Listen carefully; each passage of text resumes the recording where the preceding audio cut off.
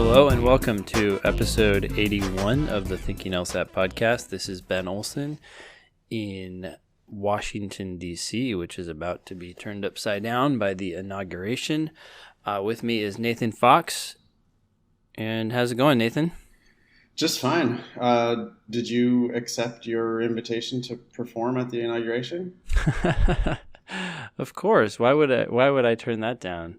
So it's going to be you, and there's some clean comic I saw who's signed up. A clean comic? Yeah, those are always really entertaining. And I don't know, the Springsteen cover band didn't make it, so. Yeah, I heard a lot of people just couldn't find tickets to fly in and perform. Oh, is that what it was? Yeah. No, I think people are much more opposed vocally. Yeah, I don't know who's not going and who is going, but I've heard that a lot of people have declined to come, which is not surprising. Yeah. Right now, we are in the strategy prep headquarters, if you will. Nice. Not much of a headquarters, but we can call it that because I guess technically it is. We are just inside of the green zone, which kind of makes me feel like something related to Baghdad. But we're inside of the green zone, which means you can't drive in without ID. But that doesn't sound, yeah, that doesn't sound too hard to get through. And then there's the red zone, which is, of course, the mall, the National Mall, and the White House and stuff like that. And no cars can go in there. But that's all starting tomorrow at noon. So, just we'll have a little shutdown here. We're not too far from the White House. We're about 5 or 6 blocks, probably like 6 blocks. Are you even going to go to work the day of the inauguration, or are you just going to? Yeah, well, the metros. No, I'm going to come because, well, not the day of the inauguration. I don't usually go in on Friday anyway. Okay. But I will go tomorrow, even though the roads are shutting down tomorrow, because there is still some class stuff going on at night. And the metro still works and people can walk in and out. You just can't drive. And we're right above a metro. Oh, that's right. I forgot that you live in a place that actually has public transportation. Yeah, at least it's supposed to have public transportation, but the metro is infamous, might be the right word, for people dying. So there's people who've been dying on the metro recently. I mean, I guess everywhere you have some sort of public transportation, you have the risk of death. But it seems to happen too frequently here. And so they're kind of like shutting it down a little bit so that they can repair it, but apparently they're never going to be able to bring it back to its full service because they just ran it into the ground too long. People wanted, this is a problem with like things that are kind of quasi-governmental and business, is that the public wants cheap transportation, but they also want it to run all the time everywhere. And so I think it's just been overrun. I'm not a metro expert, but that's my quick judgment of what's going on. I miss why people are dying on the metro. Yeah, like the train like derails and then someone dies. I mean, wow. And it seems to happen more frequently on the red line. I mean, it's not like happening every day, but it's happened enough in the past couple of years. You're just kind of like, geez, you get on the metro and you could die. That doesn't make people very happy. No, that doesn't seem good at all. Are you would you have to take the red line, or are you a different line? No, I'm a different line. I'm on the orange line. Although, to be honest, I kind of gave up on taking the metro. I used to take the metro all the time, but you get to the train station, and of course, if they're early, they don't care. They take off.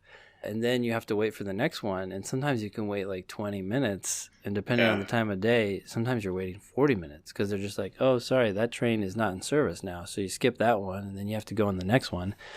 In the summer, it's so hot that you're sweating as you wait outside for the train to come. You get in the train. It's supposed to be air conditioned, but it's not really.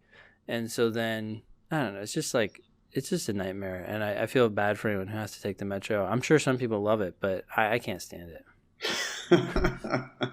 Yeah, I mean, I think a lot of people feel that way. You just end up with everybody then in their cars, which is, of course, what we do in Los Angeles. Yeah. What do we have on the agenda for today?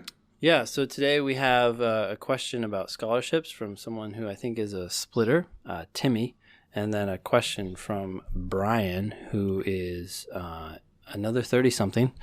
Last episode was the 30-something episode, but this episode is going to have a little bit of that as well. And then I think we'll jump into some questions from the June 2007 LSAT. Did you have anything else? No, that sounds great. I guess we should remind listeners about the subscription page. It's at www.thinkinglsat.com/blog/subscribe. Yeah. We'll have a link to that in the show notes as well. But if you subscribe, you'll get an update every time we post a new episode. Anything else we should promote or talk about? I don't know. I was just curious about the stats. We haven't talked about that in a while. I know. Have you seen them lately, or? I had actually just kind of started pulling them up. We are looking at over 300,000 total downloads. Wow. All time. Yep. I think we'll hit 1 million for sure next year. We would hit 1 million, I think, at our current pace. I don't know. They actually changed this back end, so I can't really give my usual update here with the states and countries and all that stuff. So they don't tell us the the number per state anymore. I'm pretty sure they do, actually, but I don't know where it all is because they like buried it. Oh, an upgrade that's not an upgrade. Well, yeah, no, it's an upgrade that I'm quite sure is an upgrade. It's just not an upgrade this moment. Yeah, okay, now I see the states, and California's still leading, of course. Countries, China, second place. Canada, third place. China. Yep. It's a big place. Lots of folks. I forgot. Did we have anyone in North Korea, or did we say we didn't have anyone in North Korea? They might not collect stats for North Korea. The whole country is blanketed under some like fake IP address or something. Yeah. Do they even have internet there? It's unclear. I mean, I'm sure the government does, but I imagine no one has access to the internet. There's no way they could have access to the internet. Then they would know that their propaganda videos about how Americans are starving are complete. I mean, that is actually true. There are starving Americans, but the way they portray it, every single person here is about to eat their last breadcrumb, Yeah.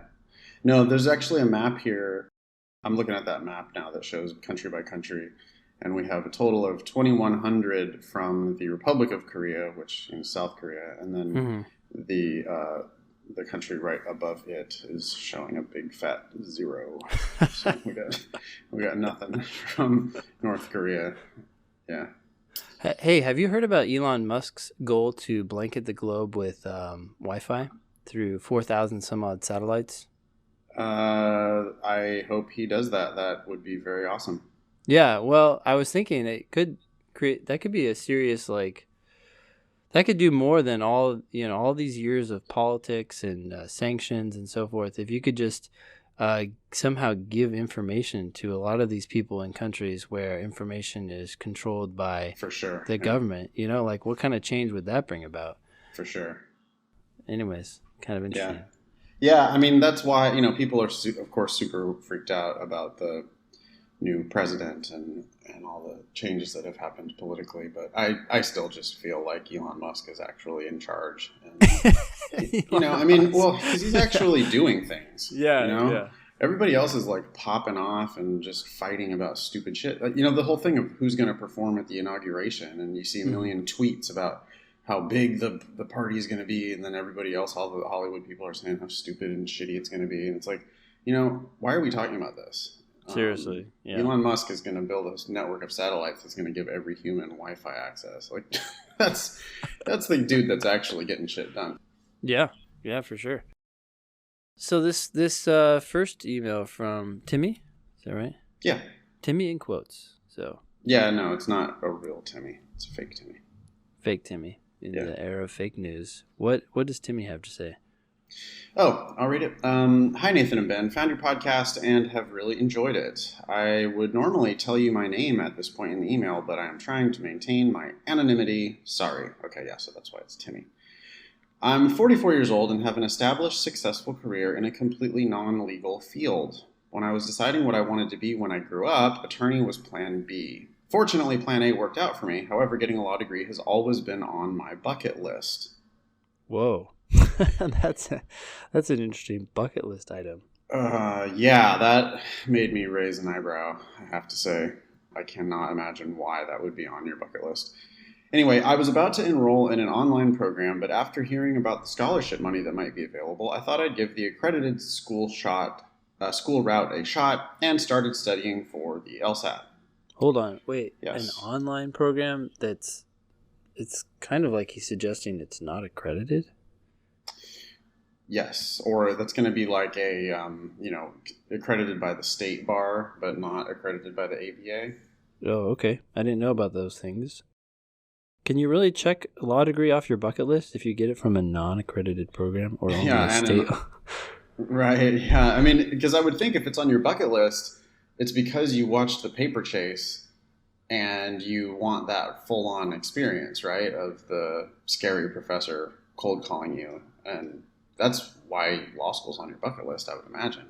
I would assume so. I Yeah. guess I'm maybe Timmy is inspired by the pure intellectual joy of learning about the law, and therefore an online program in behind his computer screen is enough. Could be great, but I mean, for that matter, why do you need to get any certification at all? And instead of doing an online program, why don't you just start reading Wikipedia and every book you can get your hands on and go sit in on trials? And I mean, I don't know. I feel like you could learn so much about the law without paying anybody to give you a Yeah, JD. yeah, I don't know yeah. what the JD does for anybody except for, I don't know. Sometimes people just want to have something check off the box, stroke their own ego kind of thing. Yeah. Speaking of that, I got some emails a week or two ago that were very confusing to me. Some woman wanting to take the LSAT because the LSAT is allowed as part of your Mensa application. I'm sorry. What's that?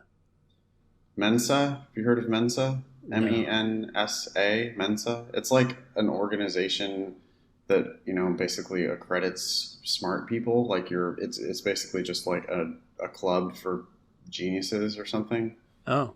But I don't know what benefits it has other than just being able to say that you're in Mensa. Hmm. Anyway, Okay. she took an IQ test, she said, and she didn't score high enough on that for her Mensa membership, and so she was like trying to prep for the LSAT so that she could get into Mensa.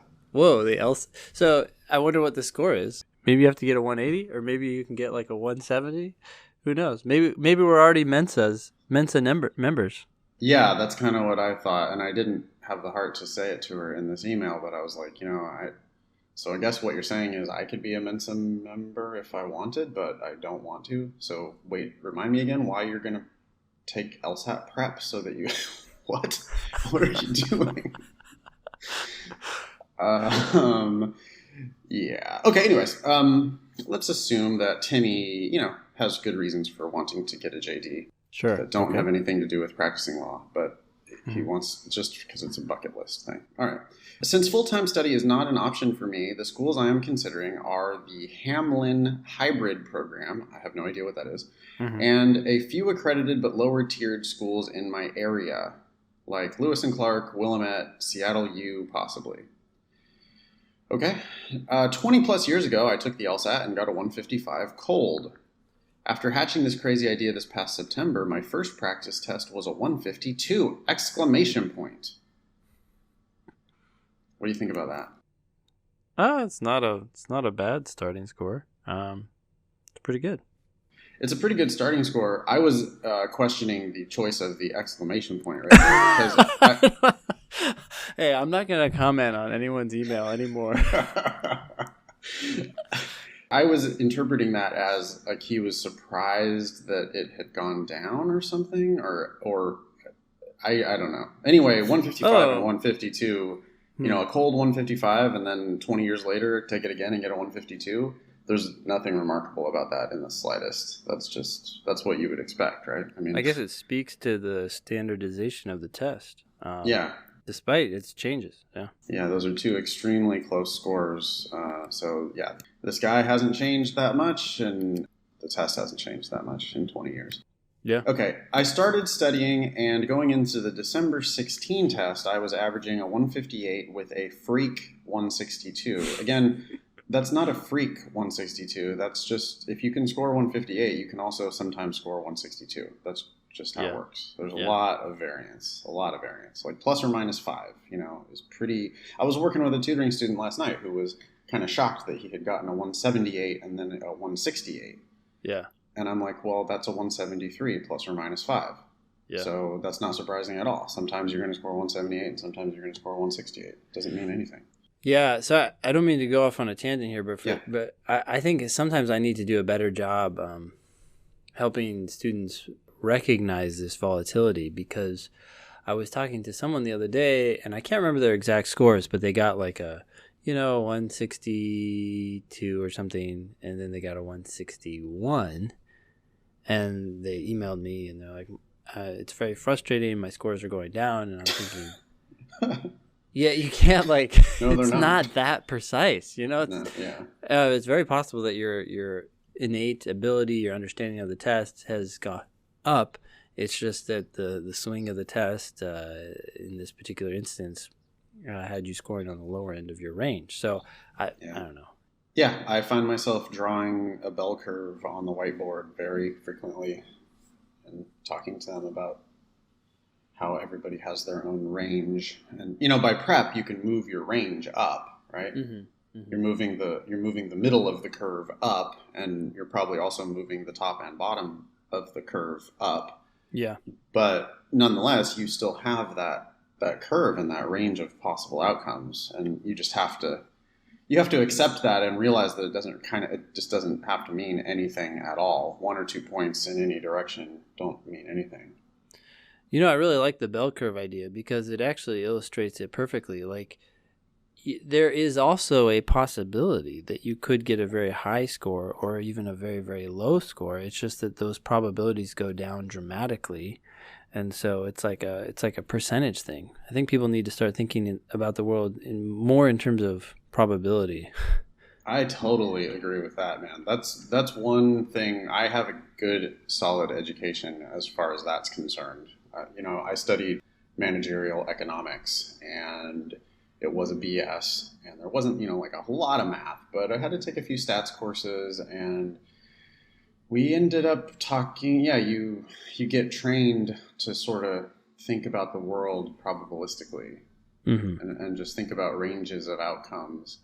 And it's a nice way to be, because you don't get so agitated about bad things, and you don't get so crazily, unreasonably happy about, fluke good things. Mm-hmm. Instead, mm-hmm. you just kind of accept it all as part of the range of possible outcomes. Yeah. Like if I go play golf, I could hit one in the ocean, and I'm like, well, okay, that was kind of on the lower end of my range. And I can knock one in the hole from 100 yards, and I can think like, oh, well, that was kind of the upper end of my range. Maybe it means I'm boring to be around, because it just makes me kind of like steady, right? I just sort of accept those different outcomes, and I don't have to attribute meaning to every single data point. Yeah. Yeah. And that's the problem, right? Is that like when something really good happens to you, then now you think you're blessed by God, and that, this was an ordained moment, and you were wearing your magic underwear at that point, and, you start, mm-hmm. I don't know. And then the flip side, you have one bad score, and then you're like, oh, well, I have to burn that pair of underwear, and I have to, I can't eat what I ate for breakfast today, because you start like attributing causation to every single thing that happens. Yeah. Yeah. Anyway, I took the December LSAT, and I got a 162. That's nice. Awesome. Yeah, he was averaging 158 and scored at the top of his range. That's awesome. For a lot of people, that would be a good point to just quit. But he says, since then, I have continued to study, and I am recently averaging more like 160 and have gotten a couple 165s even. Anyway, this is a long way of saying that I think I can do a little better if I retake the test in June. I think realistically a 165 or 167 or a 170 maybe. I actually find practicing for the test somewhat enjoyable, so I don't feel like studying is a grind. Um, Thoughts about that? I mean, he's talking about June, which is several months away. So I don't think that's unreasonable. I think that, especially since he finds it enjoyable, I wouldn't be surprised to see him keep studying, keep seeing his score slowly go up. Who knows where I'll end up, but I wouldn't be surprised at all to see it keep climbing. No, yeah, we're talking about, he had a cold 155, right? Or that was 20 years ago, but a 152 after restarting, cold 152 with no prep. And 152 to 170 is not unreasonable at all. People make that kind of a leap all the time. He's saying a lot of encouraging things here. He seems to be on the rise. His average has been going up. His higher scores have been going up. And probably most importantly, he finds studying for the test enjoyable. Yeah. If that's the way you feel about it, then I see nothing but good things, coming down the road. Yeah. So that's awesome. It does seem like 170 is a possibility for Timmy. Yeah. On the other side of the equation, my undergrad GPA is truly atrocious. Let's just say I'm hoping the LSAT calculation comes out to 2.5-ish. The only thing positive about my undergraduate record is how long ago it was, over 20 years ago. Yeah. That's not good, but it is a long time ago. Yeah. It's just that, when they do that index calculation, they're not going to look at how many years ago it was. It's not like they're going to bump up your GPA because it was 20 years ago or disregard completely your GPA because it was 20 years ago. Can you do undergrad over again? I don't know. If so, I think people would be doing that. I mean, I haven't ever seen anybody do that. I thought that once you graduated, that like freezes your, because you can't retake classes to try to bump up your GPA. Well, what if you take and just go to a different school? Just like... Yeah, just go get a new bachelor's. Yeah, in something else. That's a great question. We should really find that out. Listeners, please email us and tell us so we can report it on the show. What happens if you get a second bachelor's? I would really like to know if LSAC makes any accounts for that at all. Although I feel like I would have heard of people doing that. If that were really a thing you could do, I think I would have heard of that by now. Yeah, although it sounds expensive and time consuming, but since Timmy has a bucket list item of going to law school, why not add a bucket list item of achieving a 3.8 or higher in undergrad? Yeah. So here's the question. It says, with these things in mind, and keeping in mind that I am not merely trying to get into law school, but also trying to get as much of a scholarship as possible, do you think it would be worth it to try to get a 165 or a 167? I'm already higher than the 75th percentile LSAT with a 162, and well below their 25th percentile GPA with a 2.5. Would it make any difference in the scholarship offers I might receive? I think it would, because aren't they... they're interested in your LSAT score for their U.S. News and World Report rankings, and I feel like that is determined... The number that's reported there is an average, right? Or I don't know what number is actually reported. It's the average of the highest score for each incoming student. So that's why law schools don't care if you take the LSAT multiple times, because they have to report out the highest number for each individual student. So they're not reporting the 25th and the 75th to U.S. News and World Report. They're reporting the average LSAT score. It's just one number. Actually, maybe I'm not exactly positive about that. So maybe they are reporting the range to the LSAC. I do not know. So I'm trying to look it up right now, but I wonder if they're reporting an average, then the higher your LSAT score, the more that's going to help them. Yeah. And thus it would matter. Yeah. Well, here's to maybe even not worry about that so much. Law schools do index calculations, right? Mm-hmm. I mean, this is a fact. That's true. Yes, okay. That is a fact. When they do the index calculation, they're using your LSAT score. So it's not like, it doesn't matter how your LSAT relates to their 75th percentile. Yeah. It's just they're using your LSAT score. So you're gonna, Timmy is gonna get burned badly on the index calculations because of his shitty undergraduate GPA. Mm-hmm. But he can, combat that with a really high LSAT score, and that'll get his index, formula back up into the scholarship zone, I would think. Yeah. So, yes, I think it absolutely does make a difference. It almost certainly will make a difference at one of the schools you're applying to, right? He's applying to a range of schools, so he's going to be kind of bubble at one of those schools, or he's going to be bubble for a scholarship at one of those schools.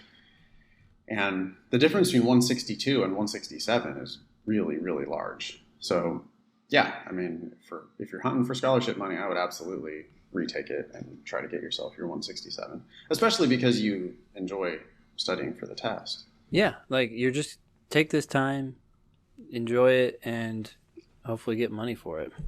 Right. Second question here. Even though these scholarships are merit-based, do schools take into account how much they perceive that you need a scholarship? I would say no, but I imagine that might affect them a little bit if they felt like you needed it. Otherwise, you wouldn't come to the school. They might be inclined to give it to you. Yeah. You get to negotiate. So, what we can talk about what need means. You could have all the money in the world, but you could tell them, hey, I'm not going to your school unless you give me a scholarship. And at that point, they might consider you as someone who needs that scholarship, right? It's like, well, we need to give it to him because if we believe him that he's not coming to our school, if we don't give him the scholarship, then I guess he needs it. Yeah. But it's not need in terms of financial need. It's not the kind of grants and stuff that you're used to getting as an undergrad. This is really just, these scholarships really are just merit-based. And merit is almost, merit, the way they figure out merit is your LSAT and your GPA. Yeah. Last little bit here from Timmy, and then we'll move on. I'm not sure there is a way around it, but usually once people find out my occupation, there is an immediate presumption that I have lots of money to burn. Even though I fortunately do make more than a lot of people, that does not mean that I don't do a little cost-benefit analysis before spending my money. In the case of law school, I am willing to attribute a little bit of benefit to crossing something off my bucket list, but truly the cost does need to be pretty low for me to consider doing this. Anyway, I really enjoy the show. Take care, Timmy. My only question is, Timmy, what do you do? Yeah, he left out his occupation. I'm trying to think, what would be an occupation where you would think people make a lot of money? Doctor? Maybe doctor? I mean, surgeon? You'd have to say that. Or maybe... Although with a low GPA, he's not a surgeon. Good point. Sorry, Timmy. Wall Street. Wall Street, yeah, for sure, yeah. Yeah, hedge fund manager, something like that. Huh. So he does make a lot of money, but he's savvy enough to not want to burn all that money on on a JD that he's only doing for fun. Yeah. So that's good. One thing and it's, of course, it's self-serving for us to say that, but if you want to talk about cost-benefit analysis, if he spent $1,000 and signed up for your online class, or my online class, it's certainly not guaranteed. But if that $1,000 turns into 3 more LSAT points, which it's almost certain to do, I mean, 3 more LSAT points is not hard to find. So if he did spend some money on his LSAT prep, then he might end up getting $100,000 more in scholarship money. So that's the cost benefit analysis that I would encourage people to do. Yeah. And yes, it is self-serving of me to say that, but that does not mean that I am wrong. That's right. All right.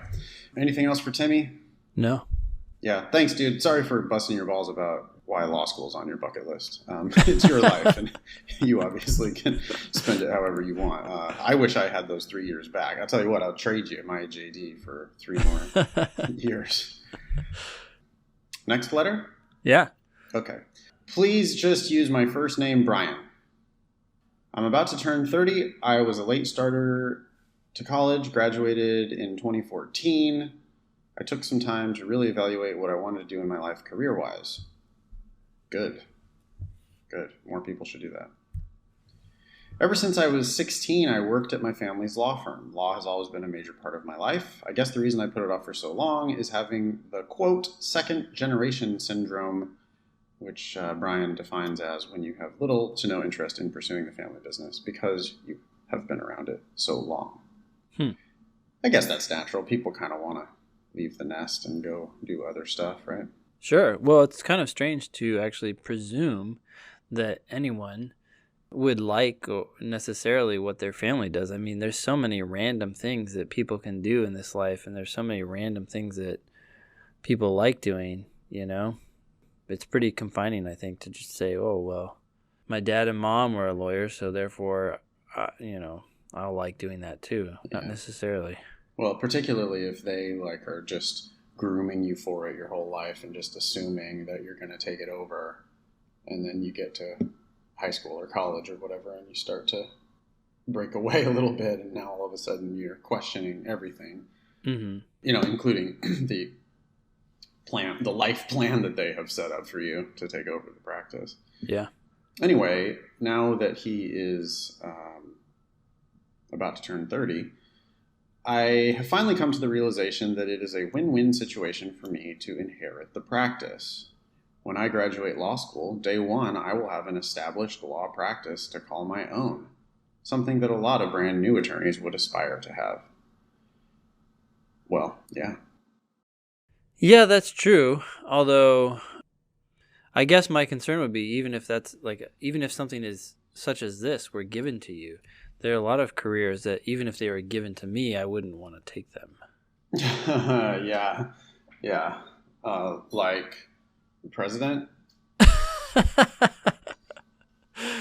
Yeah, president or just, I don't know. But there's a whole lot of things where I'm talking to people, I don't know, at some sort of school function or something, and they're telling me what they do, and I'm sort of thinking, wow, I'm sure glad I don't do that, you know? Right. I mean, he's calling this a win-win. I guess what he means is it's good for his family and then it's good financially for him because he's going to just, kind of hit the ground running with an established law practice. Yeah. I do see that this could be a financial win-win. But if you don't enjoy the work, if you don't want to spend your days practicing law, then it's not a win in that way at all. Oh my gosh, I just shuddered actually. I imagined going into a small law office and being like, oh, what's the next case? Oh, let's start researching this. What's the law on, appropriation or whatever? Oh my gosh. Yeah. All you listeners out there, I mean, seriously, we're going to knock down our listeners' numbers by 50%. But it's you guys got to go get some legal experience, go find out what it's actually like to do this kind of work, because it is not the glamorous thing you might think it is, and it is pretty dry, it's pretty grindy. Did I ever tell you about my experience at the DOJ? I'm still laughing that you shuddered. That's awesome. Well, I started imagining walking into a small, law office, and you have a couple other people, and it's like, oh, I can't. Oh my gosh. Yeah, let's hear about the DOJ. Did I tell you about it? I don't want to bore anyone if they. No, I forgot. So let's hear it again. Oh, sure. So, anyways, my second summer in law school, I did a clerkship at the Department of Justice. And I was in Main Justice because the Department of Justice has a lot of satellite offices. And Main Justice is the, I guess it's the original building. And it's huge, ginormous doors and everything. But I went into, I was in the Civil Rights Division. And I was just working there that summer. And I guess the Immigration Division or ICE, I don't know what it was called at the time, and I'm not exactly sure if that's right, but they had an overload of asylum cases, and so they sent them to the different divisions, and the attorneys in those divisions basically assigned them to the people who, like me, who were just interning or clerking there. They're like, hey, you're here, can you take this case? And what that meant was writing a brief. At least in my case, it was writing a brief to the Third Circuit Court of Appeals, basically arguing against an appeal that someone was seeking asylum, and our job, at least from the government's position, was to deny them asylum. So, it's a very motivating and uplifting sort of position to take. This person is claiming political retribution, or I can't remember actually for this particular case, but and we're supposed to poke holes in all of their claims and try to point out how they're probably not true. Yep. Anyways, I wrote this brief, and that's what I did for most of the first part of my summer, and submitted it to the Third Circuit. And apparently we won. So, yeah, there we go. Good job, Ben. Denied someone asylum who I have no five. idea who they are. Yeah. I was just given the facts and the law. Yeah. But then the attorney came back who took it to the court and said, oh, the judge said that they liked your brief. And I remember thinking, oh, okay, great. And then a little bit after that, they said, hey, do you want to come back and work here after you graduate? And I remember saying, oh, yeah, I'll let you know. And it was just like, it was that experience that basically solidified in my mind that I didn't want to practice law. And I remember talking to people about it, and they're like, oh, you got to write a brief, and it was for an appellate court, the Third Circuit. And I was like, yeah. They're like, that's what everyone wants to do, is they want to do appellate law. They want to do litigation. And I was just like, no, that's just, if that's the end of the rainbow, then it's basically coal for me. So see you later. Yeah. Life's like that, you go after these things because you think that they're going to be the thing for you. And then once you have it, then it turns out, to not really be everything you thought it was going to be. Yeah. That makes me think of it.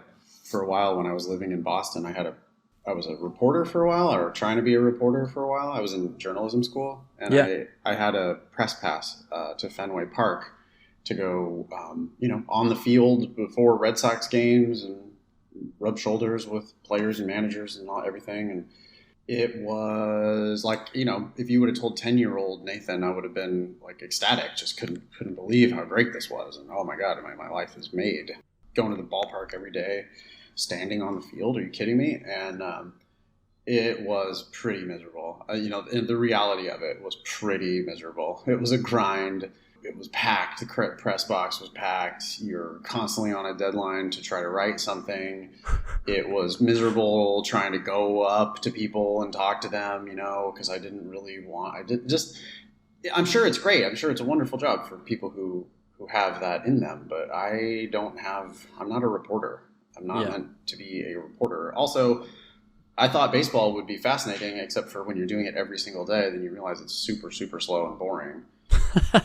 And so, yeah, that I would just encourage folks. I was going to say I would encourage young people, but I would encourage everyone to just go after whatever thing you think it is today that is going to make you happy, and go try it. But just be willing to quit quickly, to be willing to get out of there as soon as you realize that it's not working. Yeah. You could have spent like your whole life just doing that, right? Because you could have said, well, I've come this far. Yeah. I've spent this money. I've spent the time. Yeah. Everybody, it's so prestigious, this opportunity. How could I turn this opportunity down when so many people would kill to have this opportunity? Yeah. But you were like, well, I'm going to kill myself if I do this, so I'm out.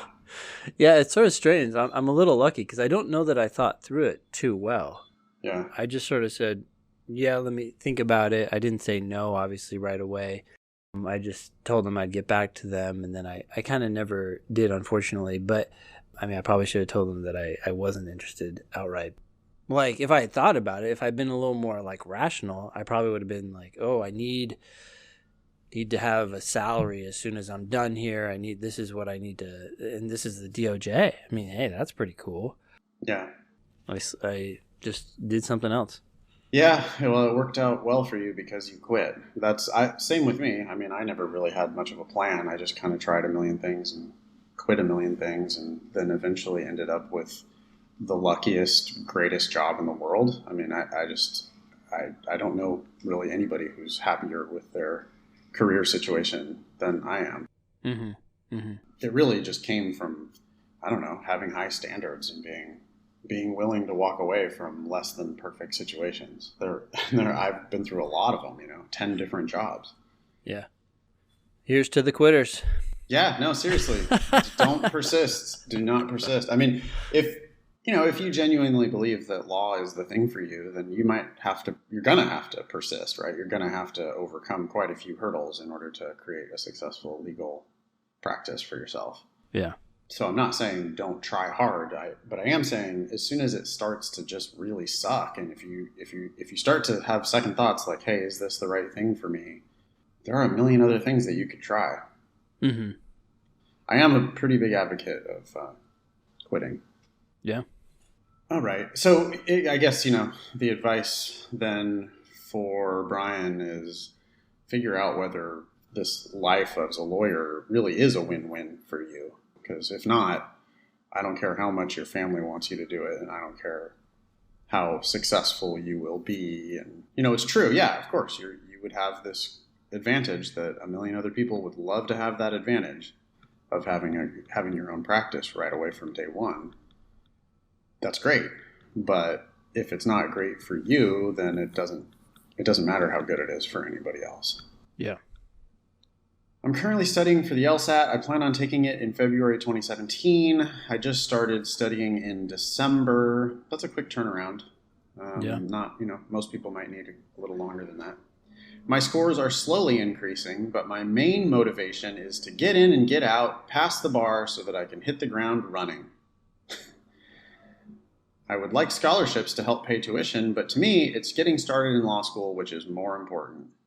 Okay, so he's trying to go fast because I guess it doesn't matter where he goes, and in some ways it doesn't matter how much scholarship he gets because he's got a job waiting for him when he gets done. That's what he's thinking. Yeah. You don't sound thrilled. No, I'm just trying to understand the motivation. I mean, I guess if he knows that this is what he wants to do, I'm not entirely opposed to that, although he could... Hey, here's a couple thoughts. One, if he takes it in June, which I know would put him back a year for most schools, gets a better score, if that's in the cards, then he can go to a better school or at least get a better scholarship, which is still, hey, you're going to school for 1 year longer than you were hoping, but now you have less debt. And if you end up going to a better school, if the whole family law practice thing is not something you want to end up doing 3 years from now, because your feelings about that plan might change, if you go to a better school, you might have better opportunities than if you just try to get the degree and be done. I don't know. Yeah. How certain is this that you're going to successfully take over the family law firm? I mean, is it 100% guaranteed? It might be. Yeah. But it also could be any number less than that. And, you could have a falling out with your mom and dad. They could have a falling out with each other. There could be some other partner in the firm that you have, butt heads with when you try to take over the firm. On and on of ways that the family law firm plan might not be a guaranteed gold mine. Yeah. I mean, maybe it is, but maybe it's not. It certainly wouldn't hurt you to, because frankly, this sounds a little lazy to me. I'm not, sorry, Brian, I'm not really trying to call you lazy, but one might look at this and assume that, hey, you're trying to prep for the LSAT on a really short time frame, and your main motivation is just get in and get out. He sort of like tosses off this, my main motivation is to get in, get out, pass the bar, hit the ground running. It's like, well, okay, there's 3 years of law school that you have to grind your way through.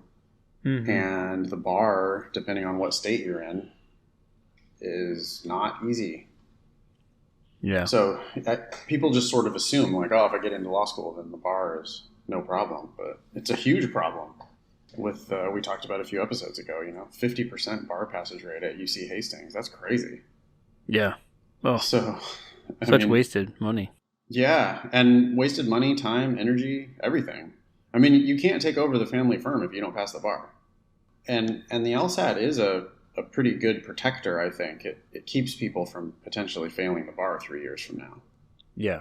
Because it keeps you out of law school to begin with. So we don't know what his scores are, but if his scores were, 140 and he's like, well, I just want to, get a 145 so that I can get into this crappy law school so that I can take over the family firm. It's like, well, dude, you need to consider the very real possibility that you're going to get a 145, pay for law school, and then not pass the bar. Yeah. Which is tough. So let's see. I'm only applying to 2 schools in my area because they are near me. One is fairly competitive, while the other is quite lenient with respect to LSAT scores. My question is, have you ever had a student in a similar situation where they needed to become an attorney sooner rather than worrying about where they went? I don't know. What do you think? That's kind of what we were just talking about, I think, right? This is sort of like what everybody thinks they are in. Everyone thinks they're in this situation. Everyone thinks, I need to go to law school right now. I got to be an attorney right now. Yeah, I'm not going to go to the greatest school, not going to get the greatest deal, but I'm already 26 years old. Exactly. Yeah. Right. No, Brian's, hey man, clock's ticking. He's about to turn 30. Oh my God. Yeah. Yeah. And that's, I think that really it's very common, but I think it's pretty bad analysis. You should try to not have that be part of your thinking at all. So, yes, I have had a million students think that they're in this situation, and I almost always try to tell them that they're not. Seems to me people worry more about prestige so that when they get a job, they are more attractive. But for me, I just need the license and a good education to get the ball rolling. I would like to know if I am approaching this with the right attitude. Again, this is just what we were saying. I would be cautious. I would take a little longer, do the best you can on your LSAT so you have more options for school. And then as you're applying to school, make decisions about where you want to go as you're seeing the options come in. I guess basically I would take this one step at a time. It's great that you have sort of an end goal in mind. I think that can provide motivation, but I would just also not sell yourself short for just, I don't know, for a year of school, basically, a year of time. Yeah, agree. He's making it sound like his family is telling him, like, hey, the clock is ticking on this and you have to do it right now if you're going to take over the practice, which I suppose is a possibility, but he didn't actually say that.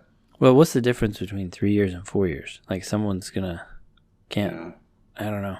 His folks are 65 and, in ill health, or they're ready to go travel and they just don't want to be doing it anymore.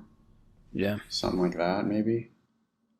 You almost have to wonder about the condition of the firm as well in that case. I don't know, like how much is this practice really worth is a reasonable question to be asking. Mm-hmm. I don't know if you can ask your mom and dad that, but it's like if they're pushing you to take over the firm, then is that for your benefit or is it for their benefit? I would doubt they would be pushing him if they felt like it was going downhill. Is that what you're saying? I have this idea that law firms are pretty poorly run. A lot of law firms are pretty poorly run. And that you can have a successful practice, but the practice would actually not be worth anything without the principals. Because as a business, it doesn't run very well. Mm-hmm. And that it really is just like the principals that are kind of propping the whole thing up and doing all the work. Yeah. And so I just wonder, if they're saying you have to take it over now, or what? Or they're going to shut it down, or they're going to sell it to someone else, or what's going to happen if you don't take it over now? Yeah. And yeah, like Ben says a million times, one more year, so what? What difference is one more year? Yeah, I don't know. Sit down and talk to the folks about that, and see what they think. Hey, last thing, I noticed that you fixed Brian's word feedback. I fix typos. I cannot not fix typos. So normally I wouldn't say, well, actually, normally I did say things about this before, but I've been trying not to. But Brian, I do have a funny story about this particular mistake. So I don't know if you just typed it and didn't notice it, but feedback is one word. Maybe you know that instead of two. But I have this situation where once I was writing an email to a client and I copied a partner on the email. And at the end of the email, I wrote, in the meantime, and I had it as 2 words, mean and time. And then, something, I can't remember what I said. I don't even remember what the email was about. But I sent the email, and the the reply I got from the partner was, meantime is 1 word, period. And I was just like, eek. And, I don't remember, that itself is not that bad of an email. But given the fact that this partner tend to use much more, inviting language like, hi, so-and-so, thank you for your help, blah, blah, blah. This reply was like kind of like a dagger, I was like, oh, shoot, I just can't believe I did that and sent it to a client. So anyways. That's the type of shit that lawyers notice, man.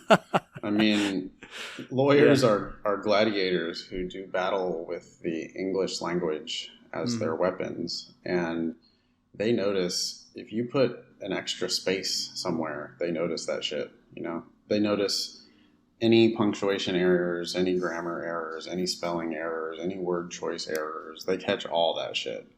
I'm amazed at how bad the emails are that we receive. I'm not picking on any of our correspondents today particularly, but that type of shit, you're going to want to clean that up as part of your training yourself to be a lawyer.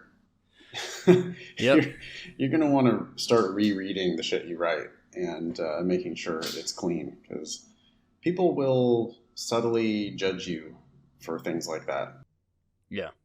Subtly and sometimes not so subtly judge you for things like that. So, by the way, here's a random grammar tip that a lot of people mess up, and I wonder if Brian did too, because he put the period outside the quotes.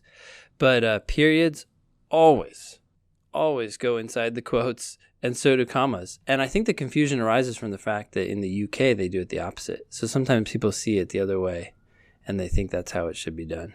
But that's standard practice in America. So yeah, I missed that one. I didn't fix it. No, I did that because it has to. I like how you're fixing this email and then you're going to delete it. Yeah. Also, 1 space in between sentences these days, folks. Yeah. Oh, the double space is just like, it's like a big yawn between those sentences. Well, I mean, that's how I learned how to type. Was sure. spaces, yeah, I remember. Right? And in college, I would have professors who would like mark me down for 2 doing spaces. Yeah. And I was like, dude, have you ever looked at a book lately? I would take issue with them sometimes, because I'm like, you're giving me points off for something that's anachronistic and outdated. So knock it off. Should we do a logical reasoning question? Yeah, we should. Sorry for the digression there. No, perfect. Thanks again to Timmy and to Brian for your questions. Listeners, you can always email us help@thinkinglsat.com. That email goes to both me and Ben. And if your question is a useful one, which they almost always are, we will throw it on the agenda for discussion on a future show. Yeah.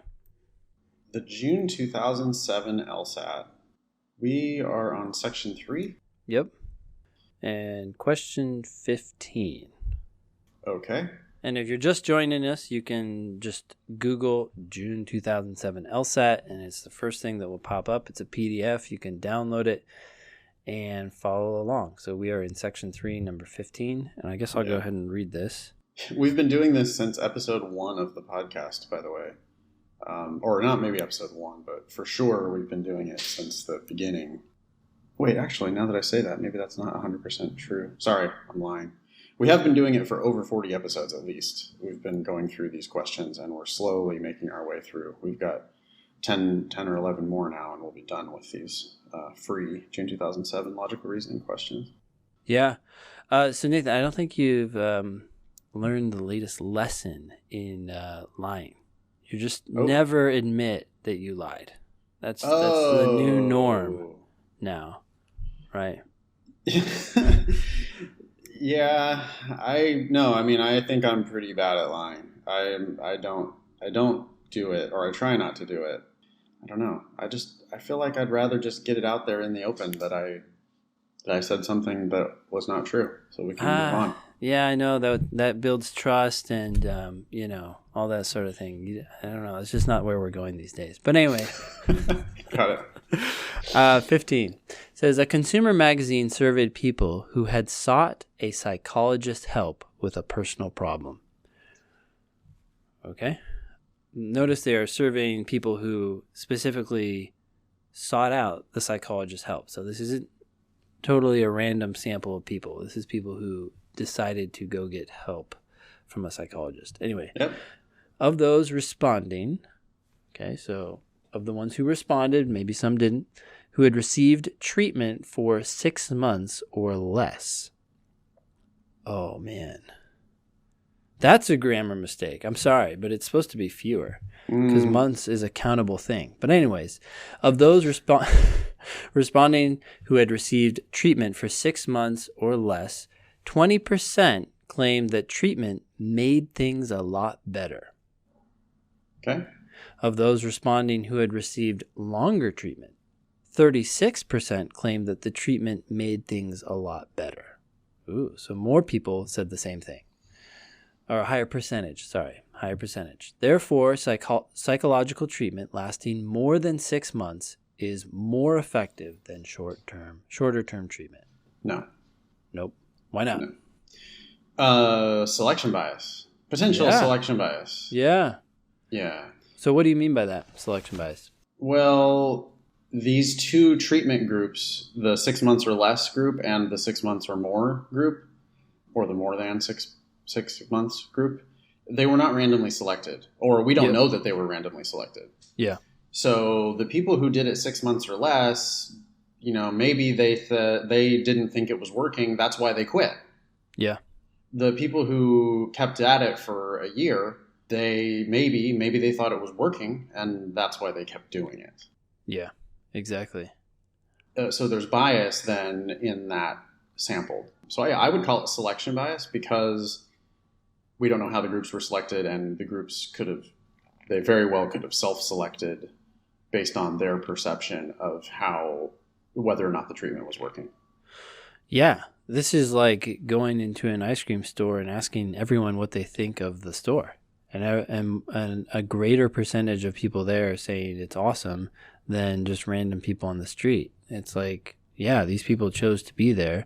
These people chose to receive the treatment longer. And like you said, they didn't give up or quit or something. So they're more likely, I think, to like it. Yeah, totally. I was going to use CrossFit as an example. Do you have CrossFit near your office at all? Wait, have I talked about CrossFit at all? No, I don't think so. I am like the, I don't know. I can't think of a good analogy right now, but everyone in my life does CrossFit, which is actually even more exciting, but CrossFit, except me. So it's a situation where I don't even know what they're like coaches or something. The coaches at the local CrossFit gyms know who I am and want to know when I'm coming in. What? Because your students and things No, my wife does it. Her friends do it. The people I hang out with. Okay. So they're all, they go and they see each other there. It's like everyone's there except me. I see. Dude, I'll take you guys anytime. You want to do push-ups? How many can you do? I've said that to them. They're like, yeah, whatever. They're like, our warm-up is better than your workout, blah, blah, blah. There's little things, so. Yeah, so if you ask people inside the CrossFit what they think of CrossFit, you're going to have a lot of people saying that it's the best thing ever. Yeah. And if you ask people outside the CrossFit what they think of the CrossFit, you're going to get a sample that doesn't think it's nearly as cool, right? Yeah. So that could be exactly what's going on here. We don't know that for sure, but it's a potential problem with this, the conclusion that they're trying to reach here based on this survey. Yeah, and this is actually true for both groups because even the first group that said 20% made things a lot better, that could be higher than people who don't seek the treatment at all, right? So Yeah. These are people who sought out a psychologist's help. Yeah. So people who had never done psychology, might think 0% of them might think that it's going to make things a lot better. Yeah. We don't know. We don't know. We don't know. All right, so it says, which one following, if true, most seriously weakens the argument. This is not surprising. This is a problematic argument, so I'm not surprised to see it be a weakening question. It could be a strengthening question or an assumption question of some sort or whatever, but yeah. So we're looking for something that says, no, treatment lasting more than 6 months is not necessarily more effective than shorter-term treatment. Answer choice A. Of the respondents who had received treatment for longer than 6 months, 10% said that the treatment made things worse. Okay. What do you think? I just don't see how that matters at all. I don't think it matters at all because we don't say anything about what percentage of people who had treatment for less than 10 months said. How many of them said that it made things worse? Yeah. And anyway, some people thinking it makes things worse is really not relevant to how many people think it is better. Yeah. I just think it's words that don't really attach themselves to the argument all that much. They just don't really change my assessment. My objection is still the same. My objection is, hey, how were these two groups selected? Yeah. And I'm pretty sure that's going to be the answer. Yeah, answer choice B. Patients who had received treatment for longer than 6 months were more likely to respond to the survey than those who had received treatment for a shorter time. So this is interesting because it does make a distinction between the two groups, but it still doesn't really matter. How come? Well, it doesn't change the fact that 36% of the people who responded in the group that took longer treatment, 36% of them say it made things a lot better. Yeah. So the total number of people who responded to the survey from each of these two groups is not actually relevant when the data that we were presented is about percentage of the respondents who thought they liked it. When it says you're more likely to respond, we don't know if that's because you liked it or if it's because you didn't like it. Yeah, it could cut either way. So Right. So in that case, I guess you could read B as a strengthener, or you could read it as a weakener, in which case it's probably not going to be the answer. That's right. It's like answer choice B is not giving us a clue as to whether there was selection bias or what kind of selection bias there was. It's just saying that there might have been, because we don't know how many people ended up persisting for longer, but there might have been more people who responded. But again, since we were told percentages, we don't care about the total quantity. Yeah. All right. Answer choice C. Patients who feel they are doing well in treatment tend to remain in treatment. Oh. So if you like it, you're going to stay. While those who are doing poorly tend to quit, which we like. We love quitters. And they tend to quit earlier. Yeah, that's exactly what we were saying. Yeah, it's exactly what we predicted. And it's not just because we've seen this question before. It's because we've seen this same pattern of reasoning a million times on the LSAT. Yeah. I mean, you have to ask, was this an actual, study here? Did you randomly select these groups, or did the groups select themselves? If the group selected themselves, then you're just not going to be able to reach this conclusion that says that, the psychological treatment, the longer than 6 months, is more effective. You just don't know that if the groups were self-selecting. Yeah. C points it out exactly. We don't know that C is true, but if it is true, then it's going to totally undermine their whole line of reasoning here. Yeah. Answer choice D, just to check and make sure we're not missing anything. Patients who were dissatisfied with their treatment were more likely to feel a need to express their feelings about it and thus return the survey. Okay, that would suggest that the numbers are actually low for the percentage of people who claim that the treatment made things a lot better. Yeah. But it affects both groups, right? Right. And yeah, nonetheless, the group that did the treatment for longer than 6 months is still more satisfied than the group that did the treatment for less than 6 months. Mm-hmm. So even if these numbers are lower than they would be without this dissatisfaction bias, I don't feel like that changes the analysis at all. No, we need something that would say something like those who are dissatisfied were more likely to express their feelings and do it within the first 6 months or something like Yeah, that. And yeah. like make that distinction between the two groups somehow. Right. Yep. Okay. E. Many psychologists encourage their patients to receive treatment for longer than 6 months. I mean, that's the worst answer. If anything, it's probably a strengthener because the conclusion was psychological treatment lasting more than 6 months is more effective. Sure.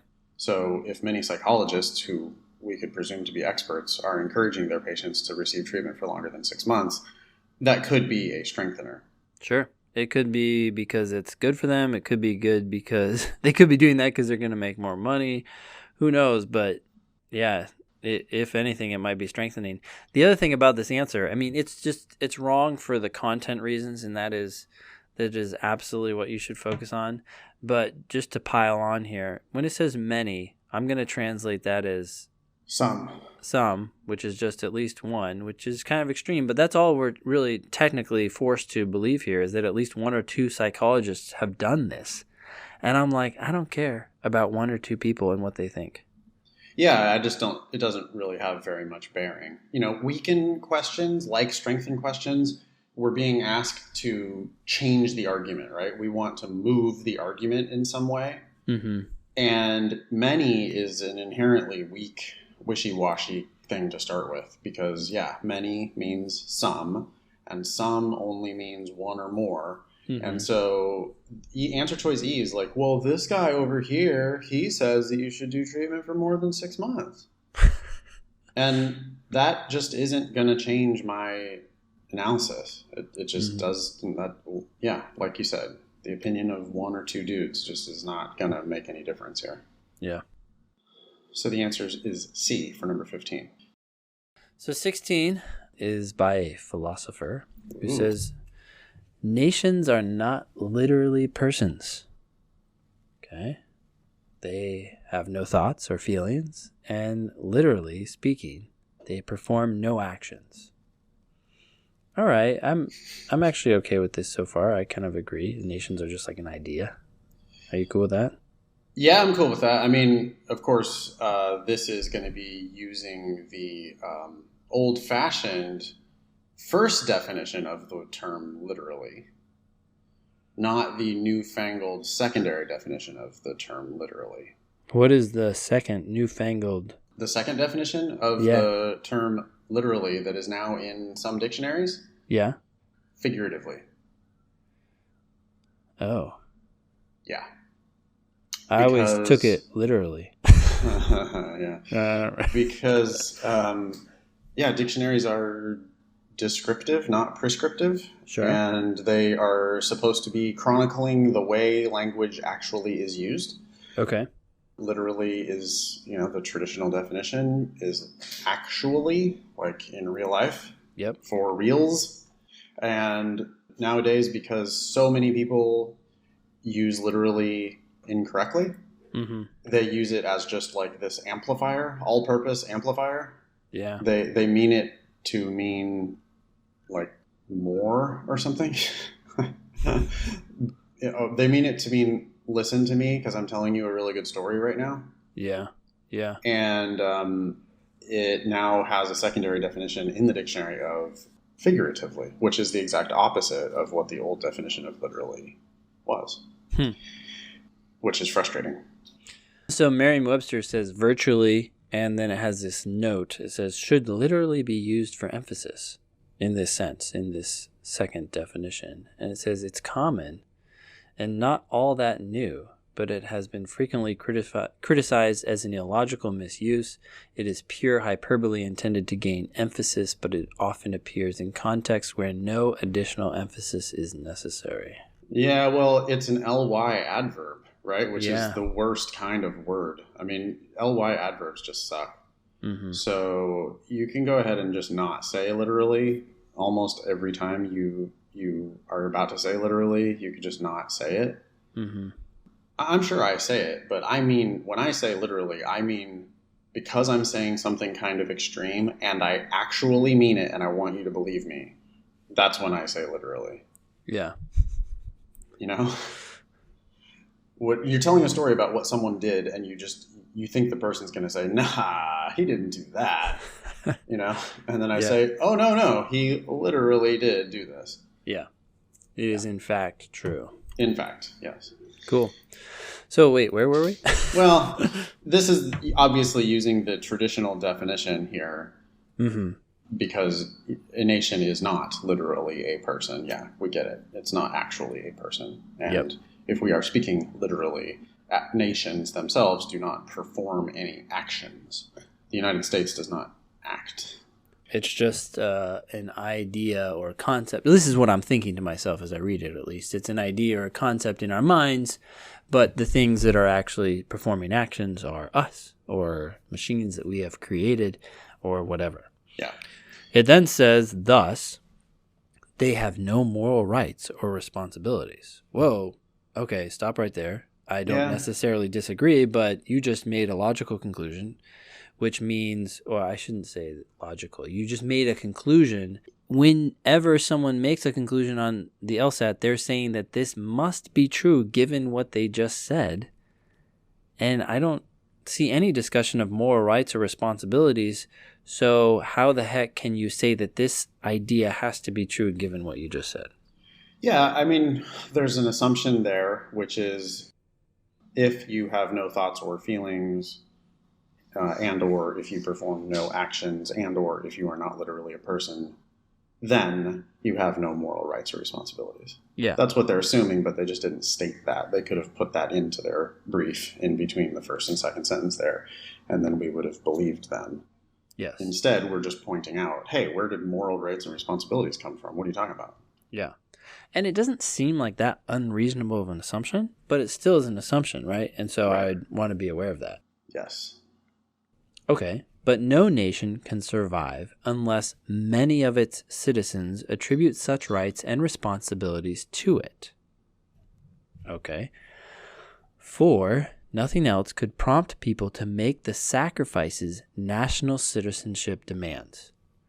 You know what? I actually have to agree with this argument. I mean, we're supposed to take issue with these things and so forth, but boy, from just sitting back on the sidelines perspective, I have to agree with this. It doesn't seem like a nation can survive unless many of its citizens have some sort of mythical belief in it and attribute rights and responsibilities to it. Otherwise, why the heck do people make sacrifices like join the army? I mean, this is my quick thoughts as I'm reading it, but I kind of am sympathetic to it. Yeah, why would we pay our taxes? Why wouldn't we litter? Why would we support the idea of, doing foreign aid to some other? Why would we do disaster relief in Haiti as a nation? Mm-hmm. Why would we do that if we don't attribute moral rights and responsibilities to our country? Ourselves collectively as a country, yeah. Right. Now, it is a little strong because it says no nation can survive, and I can imagine nations like North Korea surviving without attributing such rights and responsibilities to it. But anyways, the next sentence says, obviously, then, a nation, blank line. And because this is a blank line, we absolutely have to stop and write it out ourselves. Not literally write it, Right. but in our heads, you have to finish this sentence before you go any further. You don't even need to read the question. It's obvious what the question is going to be. Yeah, but we should talk about this specific question type too. I mean, yeah, we Sure. are going to predict the answer here when they're having us fill in the blank. We're going to try to predict the answer. But I see people miss a question like this all the time because they don't really quite understand what they're being asked. Mm. I'm a big proponent of just treating this question as if it's a must be true.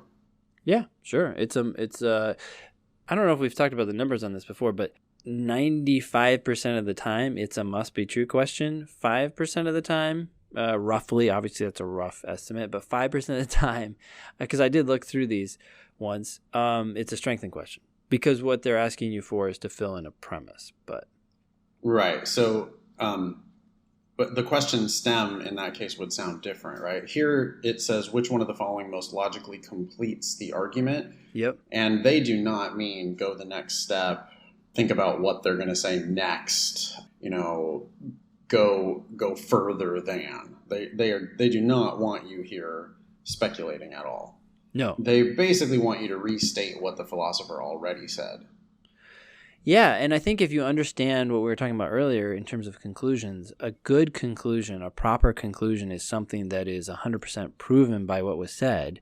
And so if you're going to fill in a blank that finishes a conclusion, and that conclusion has to be the most logical completion of the argument, then it's going to not introduce anything new.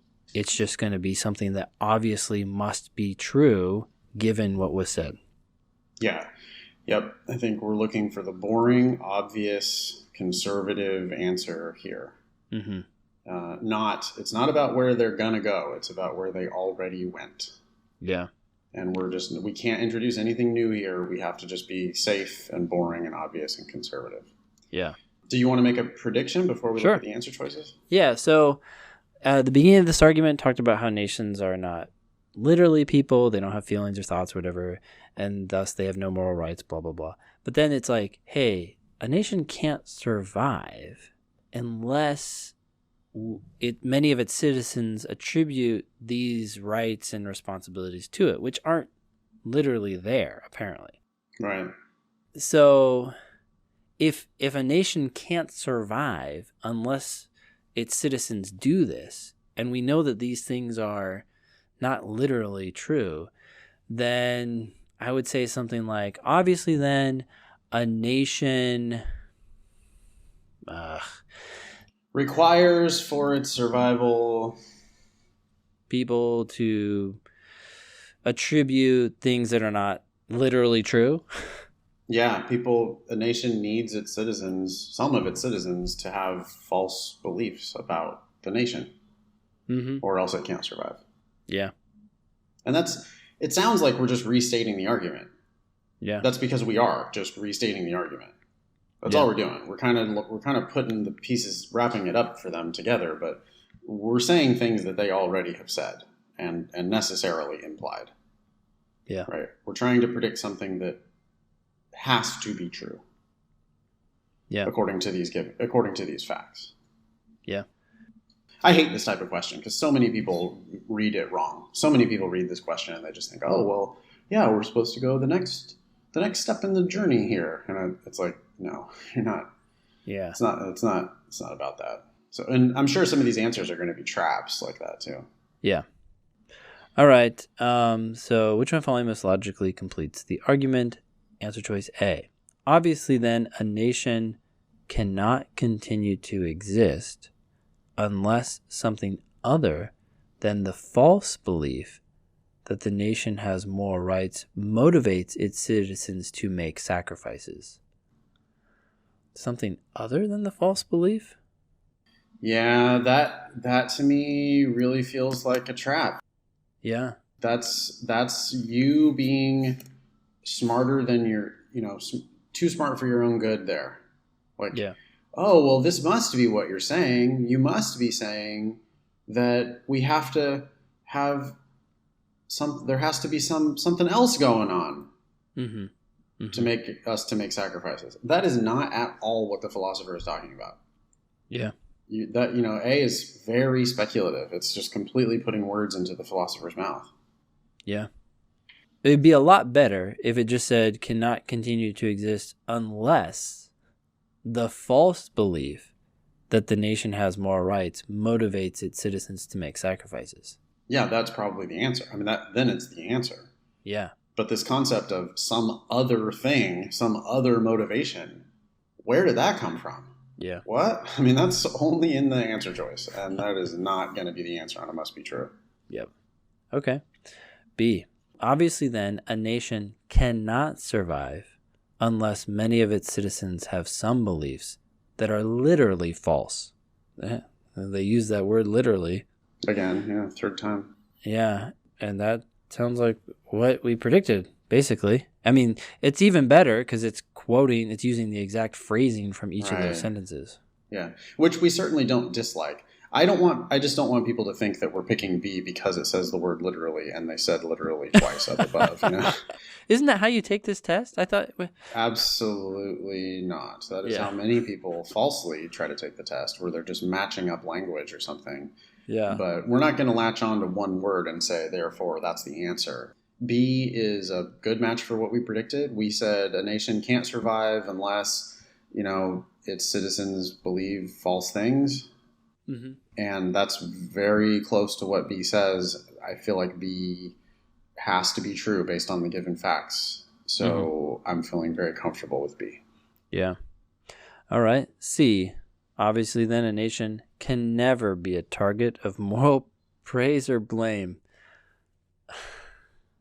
I mean, well, hey, a nation, the case, people would make the case for C. They would say, Yeah. hey, it's a premise that the nation has no moral rights or responsibilities. Yeah.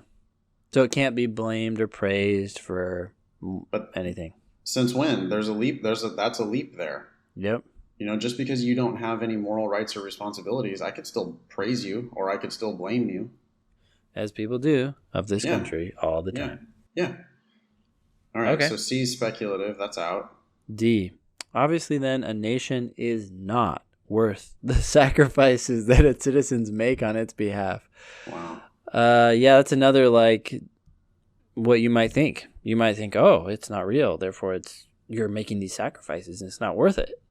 That's a trap there for pessimists or something. People who are really down on the United States in the post-truth era, yeah, you're right. It's just not even worth it. I'm going to end it all.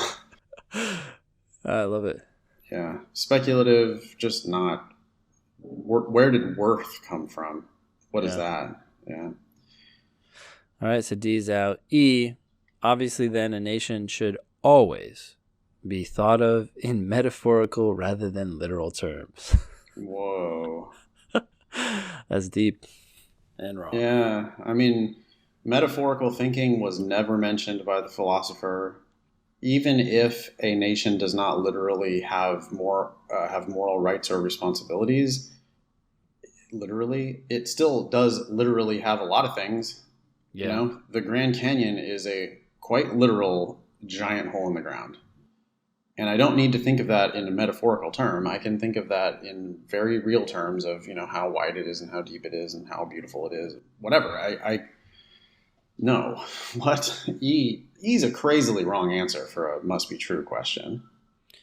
Yeah. I wonder sometimes why the test writers write such bad answers. I mean, such answers that are so obviously wrong that no one would ever choose them. I mean, it's not, of course there's somebody, but I wonder if they just get lazy. They're like, I got to fill up 5 of these things. Let me just write something.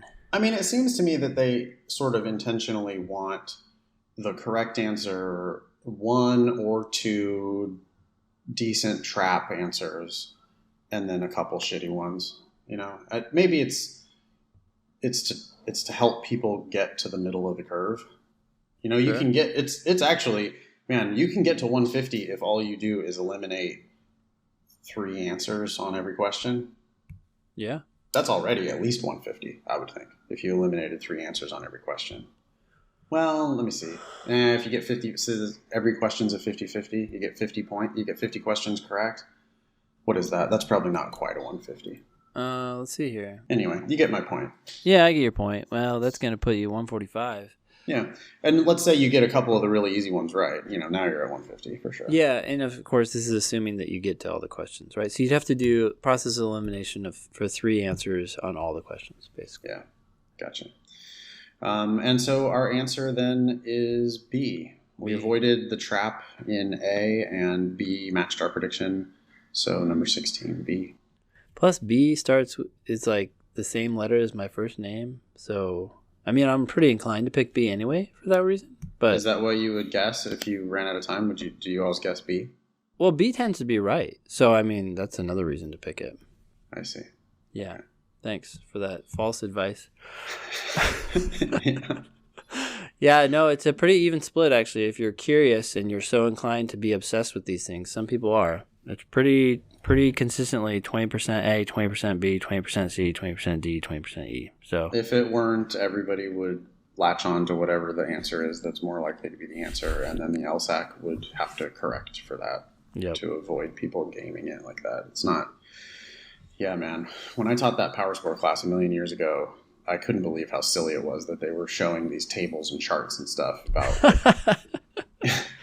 People were memorizing like 3 different letters. Like, well, on the whole test, the most common answer is D. Yeah. By a 1% margin or something. But it's actually, it's the reason why that happened is because D is the second most common answer on all 3 sections. And the first most common answer on reading comprehension is actually B. And on games, it's actually E. And on logical reasoning, it's actually A. And so then people were like, oh, so I shouldn't guess D. I'll memorize these charts.